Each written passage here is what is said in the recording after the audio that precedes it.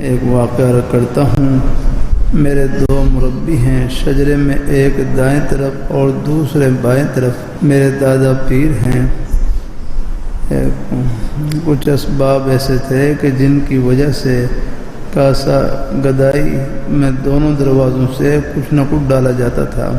دائیں طرف والے اللہ تعالیٰ کے جمال عتم کے مظہر تھے اور بائیں طرف والے جلال عتم کے مظہر تھے۔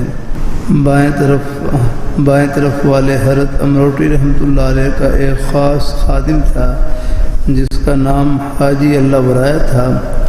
وہ جاہل مطلق تھا، قرآن مجید ناظرہ بھی پڑھا ہوا نہ تھا۔ اس کا کام یہ تھا کہ مہمانوں کو لنگر سے کھانا لا کر دینا۔ جب وہ کھانا کھا چکے ہیں تو خالی برتن لنگر میں پہنچا دینا۔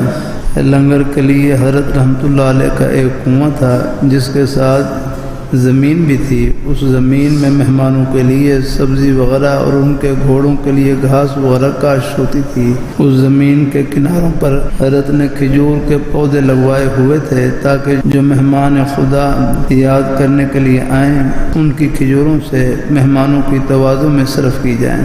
مجھے یاد ہے عصر کے وقت ایک شخص نے حضرت رحمۃ اللہ علیہ سے شکایت کی کہ حضرت یہ دارالحفاظ کے لڑکے بچے یہ کھجوروں کے درختوں پر رحمۃ اللہ علیہ سے شکایت کی کہ دارالحفاظ کے لڑکے بچے کھجور کے درختوں پر چڑھ کر کچی کھجوریں توڑ کر کھاتے ہیں۔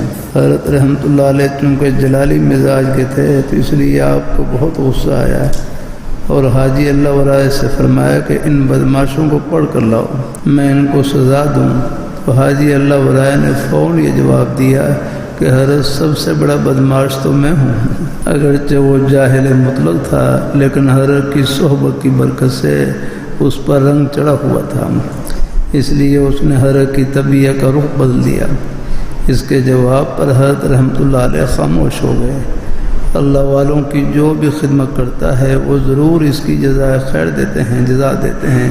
وہ ایک منٹ کے لیے بھی کسی کا احسان برداشت نہیں کر سکتے۔ اللہ والوں کو احساس ہوتا ہے کون اخلاص سے ان کی خدمت کر رہا ہے۔ حاجی اللہ ورائے لنگر کا کام دن رات اخلاص سے کرتا تھا، پیسہ ایک نہ لیتا تھا۔